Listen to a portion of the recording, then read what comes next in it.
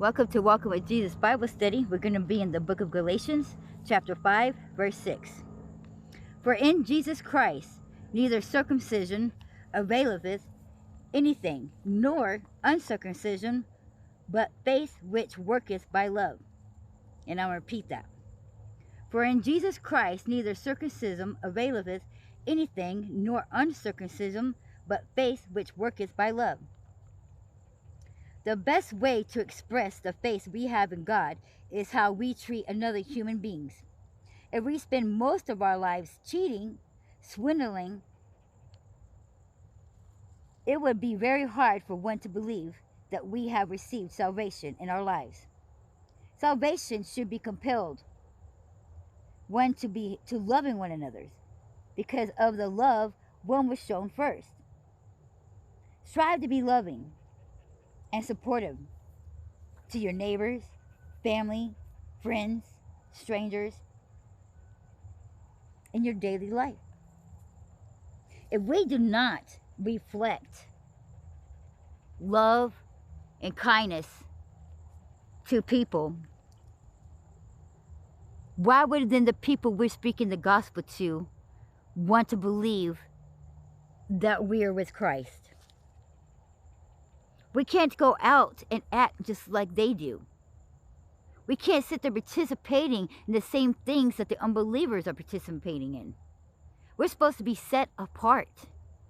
We're supposed to be set aside. We're chosen to set an example. We can't be setting an example out there getting drunk. We can't be setting an example out there getting high. If we are, we're only being a spreader of one of God, of not God's, but Satan's child. We're beyond Satan's team, not God's team. Because then these people are going to think it's okay to sin. They're going to think, okay, I'm going to be able to get to heaven because I can still get drunk and get to heaven. I can, even though it clearly says in the Bible that you can drink. Yes, it does have drinking in the Bible. It says, but it also says very multiple times to have a sober mind.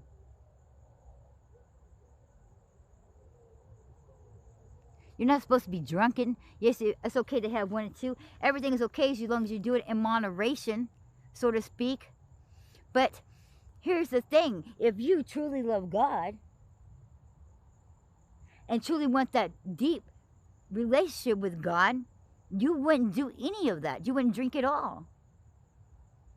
Not even doing it in so-called a moderation. Because if you're building up a relationship with God and you're trying to get close to Him, you're going to be under the attack of the devil. And how can you be able to defend yourself and fight off in the spiritual battle when you're drunk, when you're high? How is that even being holy? How is that even acting righteous? God says to act holy. God says to be righteous, for He is. And in none of those ways are you being holy or righteous.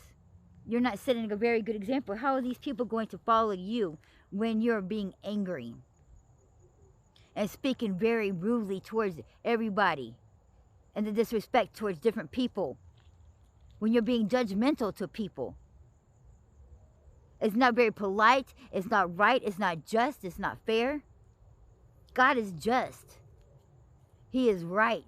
He is fair. A lot of people like to say, oh, it's not fair, with the things that's going on in this world. God doesn't make the evil happen in this world. Satan does. Satan's not fair. Everything about God is good. Everything evil and unjust belongs to Satan. We have to remember that. But Satan likes to make you mad at God. Why? Because he doesn't want you to have a relationship with God. He wants you to blame God. Because he is mad because God created hell just for him and his angels. Man was not meant to go to hell. Hell was not made for man. But see, the devil is so mad he wants to drag you down there with him. The only way you're going to go to hell is you're going to send yourself there. God doesn't send nobody to hell. Your choices. The reason why the other angels went with devil to the hell, because they chose to follow Satan. They chose to take his side. So therefore, anytime you don't make those choices that you're making, you're choosing Satan's side, and you're going to go to hell just right along with him and his angels. And he's not this big old deviled horn kind of creature. He's this beautiful angel, and he was in charge of music. And if you wonder why all these people sound crazy, talking about don't listen to secular music, it belongs to the devil. Well, because it does. That was one of his beautiful things that he was gifted, was music. He's like a mermaid, playing a siren and dragging you to the depths of the water, straight to the pits of hell. You're following the devil's sirens. Listen to these lyrics that is coming out of the mouths of these people, and tell me that it's not demonic. They used to be hidden. People say, oh, if you play this record backwards and it will say all this and be all this satanic stuff. Now they're just flat out saying it. I am the devil. I am a demon. Let me be my demon. I mean, there's so much in there. All they talk about is just murder, kill. There's nothing polite about it. There's no respect about it. They don't even respect themselves. They don't respect their bodies. And they think any way to do a good video is to be half naked and to have sex with all these people and to do all this and that. They're not even hiding it from you, and yet you still want to deny it. They're literally waving green flags and having flashlights and just throwing, I mean, you can't, in the dark, you're in the dark, and all you see is all these lights and these flags and greens, and yet you're still saying, nah, I don't think it is, that's it. I don't think so.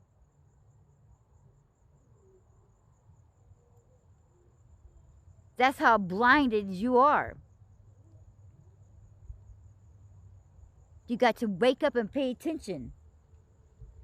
It's not that God doesn't want to sit there, have you enjoy music and stuff. It's just that the music doesn't belong to him. There's good music out there that you can listen to that has nothing to do with demonic.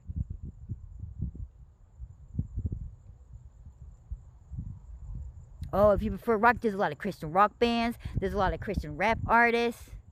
A lot of Christian country out there. You don't have to listen to the old school gospel that sounds all like way from the 19 or 1800s. Gospel has evolved.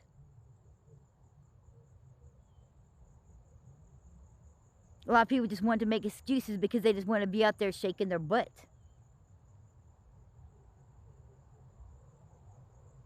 And shaking your butt in acting such ways is, you know, really it has no respect for yourself. You're saying that you're not worthy to be looked at in a respectful way. That the only thing about you is to be looked at in a disrespectful way. That you're worth no more than trash that you throw away. You're not holding very high standards for yourself. So if you don't hold high standards for yourself, how can anybody else put you on high standards? How can anybody else give you that level of respect? But a lot of people, and that's all they're speaking up there, man, you ain't got no respect for me, you got to give me respect. You don't respect yourself. How can you expect anybody to love you or respect you if you don't love yourself or respect yourself?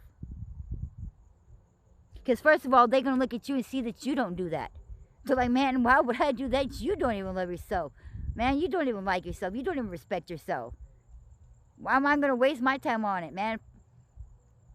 You really got to change who you are on the inside. It really does matter the level of respect that you give yourself.